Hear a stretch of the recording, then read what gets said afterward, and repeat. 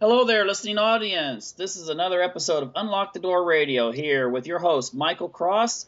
And tonight we have a very interesting guest. We're going to take on more of a historical context for tonight's show. Tonight we have Professor Chad Ross, who's written a very interesting book called Naked Germany: Health, Race, and the Nation. Hello, Professor Ross. Hello to you, Mike. So, I'm just wondering, just kind of get things started here. I think a lot of people have the impression of when they think of Germany during the Third Reich that it was sort of like a 1950s version of an Ozzie and Harriet, but just with uniforms and a rather nasty government. But yet, if you kind of look into the history, it wasn't really that way, was it, in reference to such things as morality and so forth? That's a very interesting sort of comparison. I never quite thought of it like that. But the thing about the Nazi period that I think is always important to remember is that it's sort of two opposite things at the same time coexisting uncomfortably. And here's a good example. On the one hand, much of the top leadership and probably much of the middle range leadership was very prudish about things. Certainly, we know that Hitler was quite prudish about his own body. Yet, as you just sort of compared, at the same time, many Germans were running around completely naked and thinking it was fantastic. Okay, now, kind of going back, I've studied a little bit into uh, kind of the New Age, maybe philosophies, or how this all kind of evolved in Germany. I mean, Germany has, living in Sweden, you hear, that Germans are a lot more open about this sort of thing.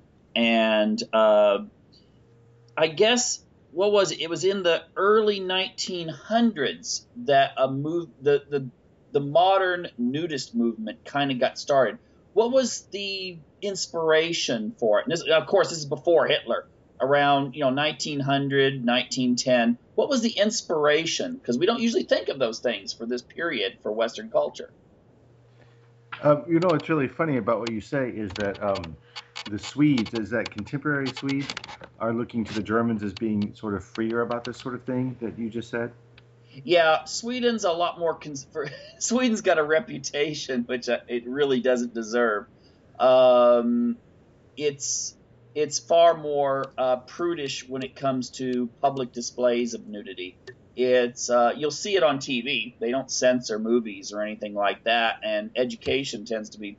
You can have stuff that's would be considered very explicit in the United States at the even the grade school level, middle school, that sort of thing when it comes to sex education. But you don't see it on the beaches, except for maybe it was popular like 20 years ago, and so you'll see women in maybe their 60s that might go topless. But it's nothing like, from what I understand, Germany is.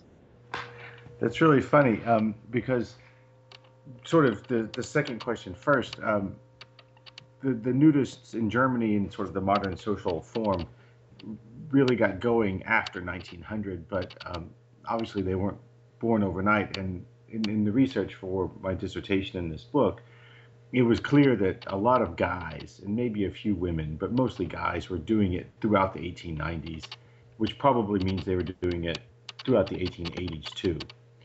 And the way it sort of evolved was they were probably, I can't prove it, but they were probably doing it on their own around the house or whatever in the 1880s. And by the 1890s, they were comfortable enough with it that they were writing books and publishing about it. And that found enough of an audience so that by the 1900s, the early part of the 20th century, people were ready to take their clothes off, join groups, have themselves photographed, have these photographs published in magazines and so forth. But if I could just leap forward a little bit to the 1920s, when this sort of expands all across Germany, um, magazine article after magazine article after magazine article talked about how the inspiration of this was clearly coming from Sweden. The Swedes were in some ways, and from what I'm learning from you, inaccurately held up by the Germans as the sort of forerunners in this nudist movement. Oh, well, the thing is that my understanding of Swedish history is things have really changed a lot in the sense, as I said, 20 years ago, my understanding is no woman. Well, at least that's what I've been told. It would be very rare to see someone wearing a top on the beach. And there was a lot more of this kind of open to nature type of philosophy. And maybe for some reason that has changed as Sweden used to be very much connected kind of to Germany culturally. And that shifted. That's actually interesting. I hadn't thought about this. That started shifting. And around from my understanding, the early 1980s, it became far more connected to the United States. Mm-hmm. And to the point that pretty much, if you speak English in Sweden, you'll get away with it pretty easy because most Swedes speak better English than most English speakers do. Right. And so there is a very strong cultural identity to like places like New York, for instance. So maybe Sweden back, 3 generations ago was a far different place than it is today. There was certainly, even to the point of eugenics, there was a much stronger emphasis on what was called, in those days, racial hygiene and so forth. That's something that you don't hear of anymore in modern Sweden. So the culture has changed a lot. Interesting. Yeah, I guess that would make a lot of sense. It was just, and I don't know how much when the early nudists imagined. A lot about the nudist movement was imagining what they thought a better past had been like, and invariably in that fantasy, people were naked, and it was only, and it's sort of like a Garden of Eden story. As things got worse, people put on their clothes, and then things continued to really get much worse. So whenever they imagined the past, it was always better, and it was always naked. And for whatever reason, they would sort of look to at least the ones on the political right would look towards other so-called Germanic nations as a kind of inspiration. And Sweden was the place that they would always sort of turn to and say, these guys were always naked, and we need to be more like them. Okay. Well, then I guess probably that was the case back in those days. In Sweden, it's a little scratch. You just had a electrical storm there in Vegas, didn't you? Oh, yes. Yeah, because it's I'm getting a little bit of scratchiness in there, so I don't know if that's the microphone or whatever, but it sounds a little bit scratchy. But anyway, I just want to let the viewers know that you had let me know that there had just been an electrical storm. Now, I want to kind of get into this idea of, well, it started out kind of being a health thing, correct? That was one of the sort of tributaries that flowed into the larger stream, yes. Okay. And then, from my understanding, or looking at some of the stuff from the reviews I've seen of your book, it started taking on somewhat of a political type of movement to it. Could you elaborate on that? How it was something that was maybe more, it was maybe certain groups supported this like nudist utopia that you were just describing, but then other groups started getting in reference to the working class and all these kinds of things? The politics of nudism is very interesting, I think. I don't understand what it was that made the politics, the guys on the right, the political right, more interested in it first. The earliest authors, and this sort of how I'm basing this, if we look at the 1890s and the early 20th century, the earliest authors of the books and the magazine articles overwhelmingly found themselves on the political right, and not just a little bit on the right. Many of these guys were using as their own personal letterheads the swastika, and this is 20, 30 years before there's a Nazi party. So there's a lot of strange stuff going on in the political right with the desire for sort of ancient Germanic religious revivals and rejection of Christianity and lots of things that have actually very well documented. I don't know how well understood they are as a cultural phenomenon, but for whatever reason, it was being naked that attracted these guys first. And there's really sort of two elements. There were these guys. I'm thinking of one guy, Heinrich Pudor, that was his pen name, uh, and another one, Richard Ungewitter, who really were on the far right, and they were among the first authors of this. And I don't know what the attraction was other than the sort of racial purity, we hate Jews kind of thing. The Jew who needs to be excluded. There's a lot of anti-Semitism. And as nudism moves into the 20th century, as German society moves into the 20th century, its appeal spreads sort of up and down the class spectrum to a certain extent to the middle class elites, and to a much larger extent to the working class proletarians. And as it does that, it also sort of moves horizontally across the political spectrum, and there become people on the left who are interested in it. And their motives are a little bit different. They're not necessarily looking for a racial utopia. They're looking not necessarily for a class-based utopia either, but there is more of an interest in the writers of the left in getting the children in particular, but also some of the men and women out of their filthy slums, out of their filthy clothes, and into some sunshine, into some clean water, whenever they can. So the goals in many ways are the same. Let's reduce body shame. Let's get rid of body shame. And there's kind of an implicit rejection of Christianity at the same time. But let's also heal. Let's also make people healthy. The two paths might diverge at that point, and the people on the right would say, "Oh, and by the way, let's let the good people, and you can define that however you want. They defined it as not Jewish. Let's let the good people breed." Whereas the guys on the left that didn't come up so much.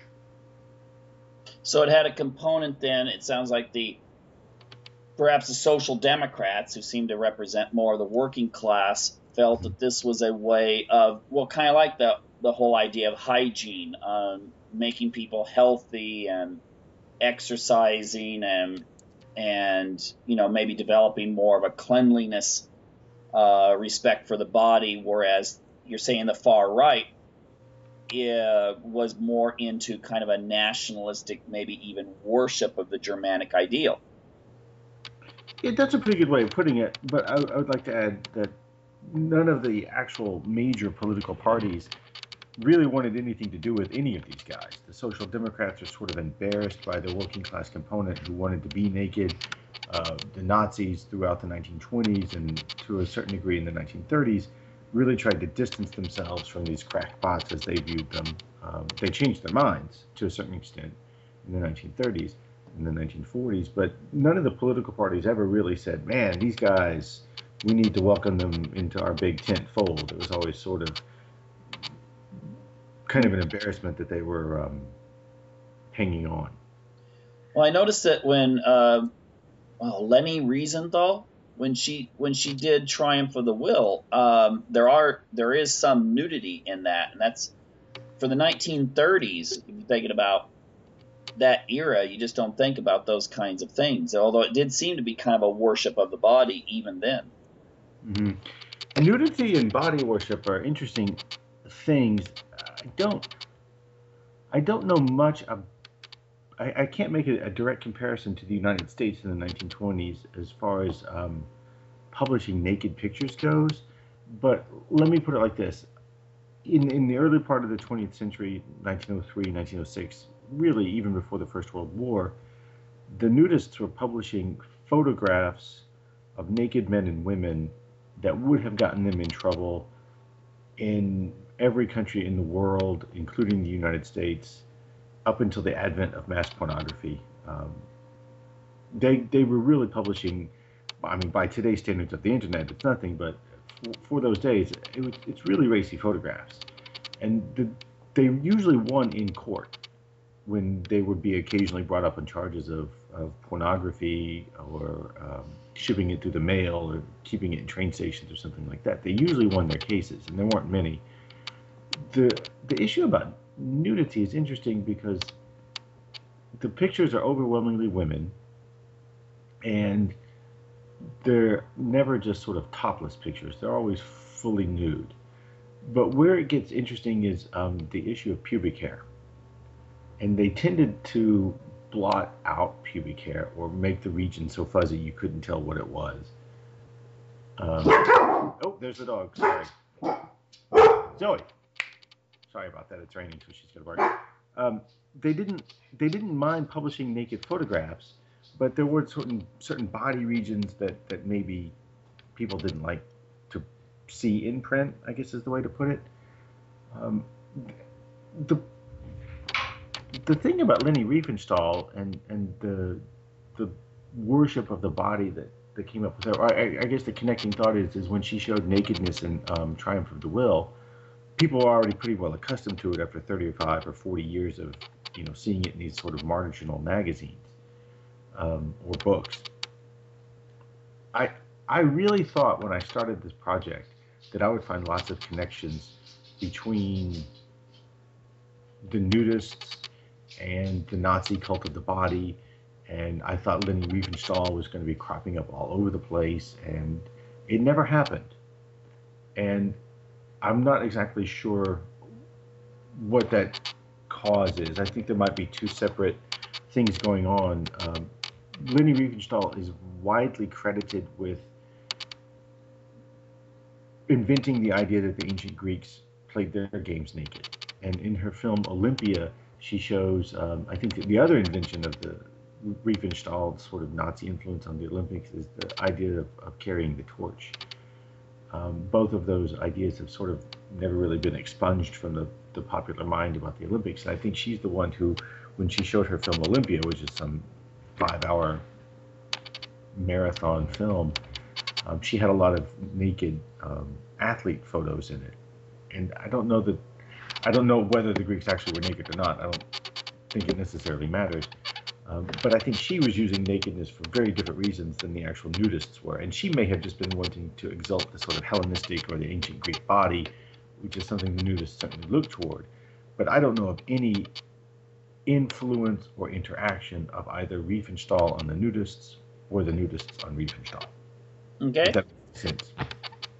Okay, so let's take this into the Nazi era itself. That's usually considered from 33 to 45. What did your studies? What are some of the things that may have surprised you about that particular era? A couple of things surprised me, actually. First of all, was the rejection of the nudists by the Nazis, and again, it's very hard to tell about numbers. My hunch is throughout the 1920s, when nudism becomes a mass phenomenon, when really hundreds of thousands of people are doing it, when it becomes normal, let's say, my hunch is that it was probably 60-40 right-left. Probably 60% or more of the groups doing it were on the right, and 40% or less were on the left. So I thought, and these guys were very open about their anti-Semitism. It was not hidden at all. It was extremely clear, and I can give you some examples of that if you like in a minute. I really thought when the Nazis came to power in 1933, they would have looked upon the nudist groups and say, hey, we've been reading your books. You guys are saying a lot of the same things that we're saying. You've been saying them for a lot longer. Welcome to the fold. And that didn't happen. There's the process of, it's usually translated in English as synchronization of German society. The German word is Gleichschaltung, where you sort of take all elements of society that might be moving at different speeds or in different directions, and you sort of Nazify, or you bring them into line so everyone's on the same page at the same time. And when this was brought to sort of civil society and groups and clubs, it basically meant that you dissolved the club, you expelled the Jewish members, and then if the Nazis wanted you to come back, they would let you reconstitute as a National Socialist nudist club or quilting club or swimming club or whatever. And that happened, but it took a lot longer than I thought it would. The Nazis really didn't recognize the nudists as fellow travelers for a long time. And there was a very long for police report, a very long police report, probably 8 or 9 pages in typed single space, written probably 1934 or five, where the Nazi political police, I guess, sat down with nudist propaganda and said, what are these guys about? And as they reviewed it, they drew conclusions like, man, these guys think just like we do. They've been thinking like we do for a long time. They're interested in building Aryans. They're interested in building beautiful bodies. We really need to welcome them into the fold. Having said that, nudism, the prejudice by the Nazi regime towards nudism was always that it was a Marxist-Leninist, crypto communist group of guys running around trying to build an egalitarian society. And it never really lost that. No matter how many times they investigated and said, man, these guys are Nazis before they're Nazis, they never could shake that sort of crypto communist patina. So it'd be sort of similar to, I hate to use a modern American, definition. I mean, when you use the term, for instance, left wing and right wing, liberal, conservative, it means something totally different in Europe. Right. Obviously, in America, when you think right wing, you would never think, well, the Tea Party, are a bunch of closet nudists or something like that. I mean, that is hard to imagine. That's right. Yeah. So right wing at that time meant something totally different than it might mean in today's lexicon. But it does seem that maybe the Nazis kind of had that idea that many Americans had, like in the late 60s, early 70s, that the naked hippies and stuff like that, and everyone usually associated hippies with the left. Yeah, I think that's fair to say. And in the Nazi mind, if you said left, you were also saying Marxist or Leninist or communist or one of those various synonyms. So for them, left, communist, Marxist, there was all pretty much the same, horrible thing. And they never could. And many people told me when I started this project, you were going to find so much guys from the socialists and the communists out there trying to build, egalitarianism and equality, and we're all the same. And it just didn't happen for a long time in terms of the sources. Okay, how did just came to me here that did this fit in with the Nazi ideal though of eugenics, correct? Eugenics was very popular. I mean, eugenics was hugely popular. You made the mention of Sweden and eugenics a few minutes ago. Well, yeah, Sweden was very much into eugenics. I mean, they were number 2 when it came to eugenic sterilization. And of course, Germany was number 1. Of course, a lot of times people forget the United States was the first to kind of start that sort of thing, but them in Britain. But it seems that this would fit into this eugenics in that this is the ideal. So therefore, let's make more people of the ideal. Is that correct? Yeah. The thing about eugenics that's important is the idea itself dates to about 1883. I think Francis Galton, an Englishman, was the first to coin the term eugenics. And for its first 20 years or so, up until about 1903, and this is one of my favorite pieces of trivia, the American state of Indiana was the first place anywhere in the world to pass sterilization laws. Nobody thinks of the Midwest as being this hate-filled place, but there you go. So for its first 20 years, eugenics was really what we might call positive. The right people need to breed. The wrong people won't. Define however you want. And then, over time, the so-called right people will win the birthing contest. And it was after the 20th century, for no reason that I can find that makes any sense, that eugenicists began to do the math, and they realized, well, the wrong people, they're not slowing down. It's time to have an intervention, we might say. It's time to start sterilizing here, or incarcerating there. This was common. That's what Indiana did. This was an involuntary sterilization program, I think, of African American prisoners, or the mentally retarded, we might also say. as time moves towards the 1930s, a lot of places do that sort of thing. Denmark, Finland, Sweden, not really the Weimar Republic, certainly the United States. The Nazis weren't necessarily all that different than a lot of other liberal democracies when it came to negative eugenic measures. They were just more, sort of forceful and open about their methods. They didn't hide it. We're going to do it, and they did it, and they did it by the hundreds of thousands. Again, just to point out, I think it was as late as the 1970s when the Scandinavian countries finally dismantled their eugenic sterilization programs. The Nazis were certainly more radical about it. They were certainly more open about it. Certainly less reticent about it. Where nudism fits into that isn't part of that negative concept of let's intervene in somebody else's body, sterilize it, or just kill it outright. The nudist point of view always sort of remained positive. Eugenics, I really hate to say that because eugenics is, it sort of sounds always bad, but the way the nudists thought of things was if I'm naked, then I'll realize I'm not physically gorgeous because I'll be looking at people who are. And when I see how physically beautiful others are, it'll make me want to change. It'll make me want to quit smoking or stop drinking or exercise, get fit, have a nice, gorgeous figure to look at. And I'll want that because I'm seeing other people who are. And as I'm doing that, the other people will be looking at me and thinking to themselves, man, he's really getting fit. He's looking beautiful. I need to do that too.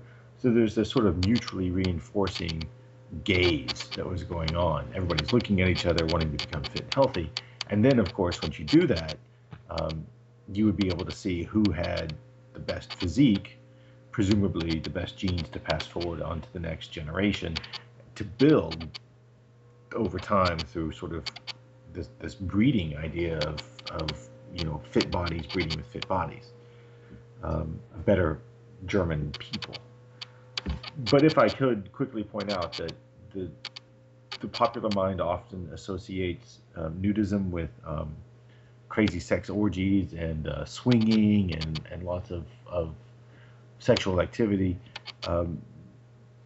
The other part of this was that the nudist activity de-eroticized the body. There was no sexual activity supposed to go on at any of these places, and as far as I can tell, it didn't happen. People looked at each other. They did not become erotically interested in each other. They did not become aroused at the time. And there are a fairly large number of police reports and contemporary reports that suggest that you would be kicked out of the club and never allowed to return if you sort of acted on your erotic impulses, or if men got an erection, they would be kicked out. Well, it sounds like with the eugenic idea, and this is another thing. I just the difference between the right wing, left wing philosophies and so forth. I'm not mistaken in that Hitler actually felt that like a traditional idea towards marriage, one man, one woman, for instance, you hear that a lot in the United States when it comes to the whole, gay rights and marriage debate.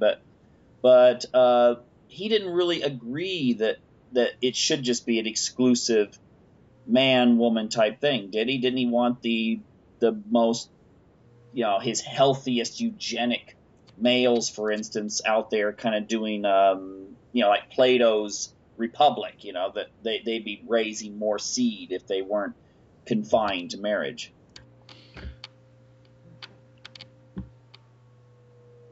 Hitler's tough.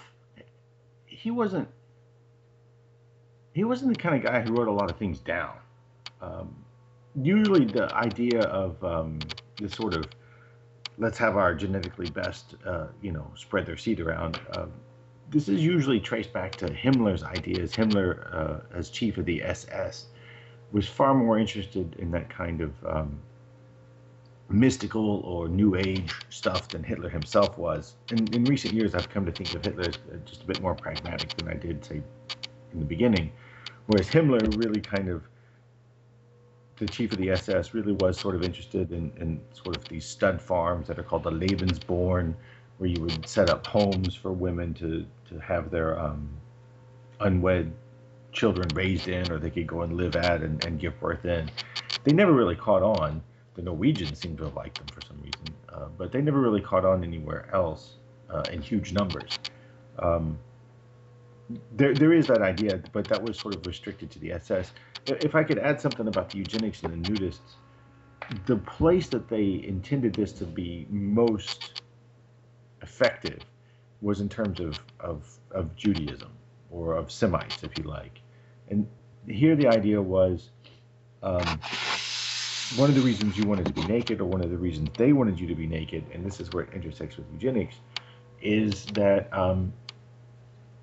you would be able to find out who was Jewish at a nudist camp among the men. I don't know if you know, but European men tend not to circumcise unless they're Jewish or is Muslim. The German nudists were constantly saying, at the nudist grounds and the nudist experience, we'll be able to, well, the women will be able to see who's Jewish by looking at their penises, and would therefore know to avoid them in sexual congress. Presumably, these guys thought that you could look at women and tell the same thing, although they don't elaborate on how exactly that functioned. The other great reason they wanted to be naked was to see who had advanced stages of syphilis or other venereal diseases.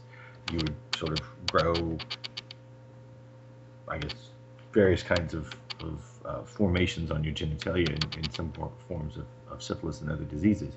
So this was sort of how the eugenics further played out at the nudist encampments. Who's Jewish? Who's got good childbirthing hips? That's their expression, not mine. Who has venereal disease and who doesn't? And then you could sort of progress from there to the next generation of better-looking people.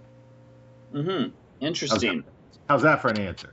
Yeah, it sounds very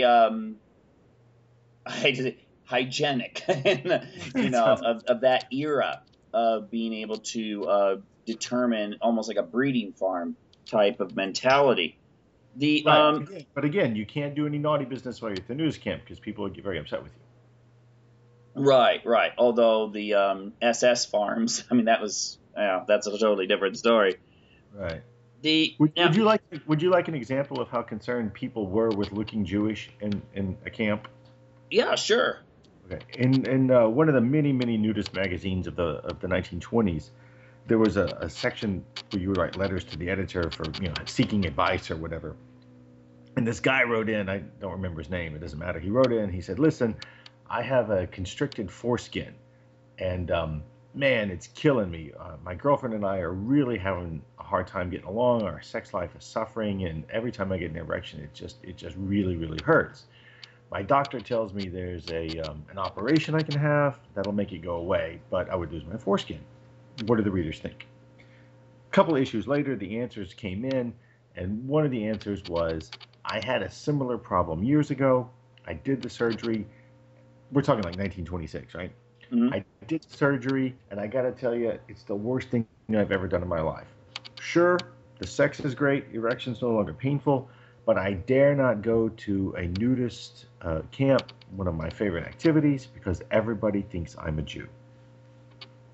Huh. Wow. Yeah. I heard just, I don't want to go on too much on this, but I heard that in the Soviet Union, that used to be a way to kind of tell who was a practicing Jew, was that they were the only ones that were circumcised. Yeah. So a lot of times people don't realize there's a political aspect to some of this stuff. That's right. Hey, now after the war, I noted that Germany still has this kind of reputation, but I heard that after the war, East Germany, the communist government kept this kind of praise and even support for the hygienic aspects of nudity, and they would run resorts and stuff that they would for people when they had their vacations. Unfortunately for both of us, that was the book that hasn't gotten written yet. I wanted Okay. to. I ended mine in 1949 with the British occupation authorities giving a bunch of Germans permission to be naked again, and I thought, oh well, this is easy. I'll come back in my next research grant and I'll find out, how did things develop differently or not after 1950 when you have an East Germany and a West Germany. What did the communists think? What did the Westerners think? But then life caught up to me and I never got around to book number 2. So Well, we'll be looking forward to that. Hey, one last question here sure. before we have to wrap up, and that is, do you believe that the whole aspect of the German worship of the body, which didn't totally die out after the war and so forth, and the nudity and stuff, was that somewhat of a precursor to the sexual revolution? I mean, we usually give credit to people like Wilhelm Reich and Otto Gross and people like that, but was Germany's aspect of the trying to get back to nature type of thing, and what you've said about getting to this this somewhat ideal of, I don't know what to call it, where you have that utopia presented. Did this in any way lend, you think, to the eventual adoption of sexual revolution in Europe? My most honest answer is I don't know, and I hesitate to link the two because for a long time in the popular mind, well, first of all, certainly the nudists would tell you endlessly that the nudist experience was the most de-eroticizing and unerotic thing you can do. I don't know if you've participated in it in anywhere in Sweden or elsewhere in Central Europe. I tend to agree with them. It tends to make you want to go find people in clothes when you're done with nudism, if you want to be eroticized. The, the social and cultural conditions of the new left and the counterculture and the sexual revolution, they have a number of origins that I don't necessarily agree with. For example, I'm thinking of sort of the Maoist groups that came about in the 1960s in Germany. A lot of them believed that if there had been more sex in the 1930s, for example, World War II and Nazism could not have happened. But there was plenty of sex in the 1930s. So I want to say partly the counterculture or the what was the phrase you used when you described the 1960s? Well, you mean the 1960s? Sexual revolution, or yeah, the sexual revolution. A lot of that seems to have been, in the minds of its participants, a reaction against the very staid society of their parents and their grandparents. And I think they were sort of self-consciously styling themselves to be different based on a stereotype that didn't necessarily exist, which was they didn't have enough sex, therefore we got fascism. Okay. Well, it looks like, my time's just about up here. Now, can you tell people how to acquire your book? As far as I know, you could go through Amazon. Okay, and that's, let's see, again, I'm just going to repeat that. Naked Germany, Health, Race, and the Nation. Yes. You can also get it, acquire it from Berg Publishers, which is the publishing house in the UK, but I don't know if bookstores still have it. Okay. All right. Well, wish you luck on getting your second grant to continue your work there. Thank you very much. I've enjoyed this a lot. I hope you have a lovely weekend in Sweden. Yes. Well, you too. And thank you for appearing on the show. And I hope that everyone's enjoyed this peek into history that most people are unaware of. Thank you very much. Okay, well, take care and good evening. Thanks, you too.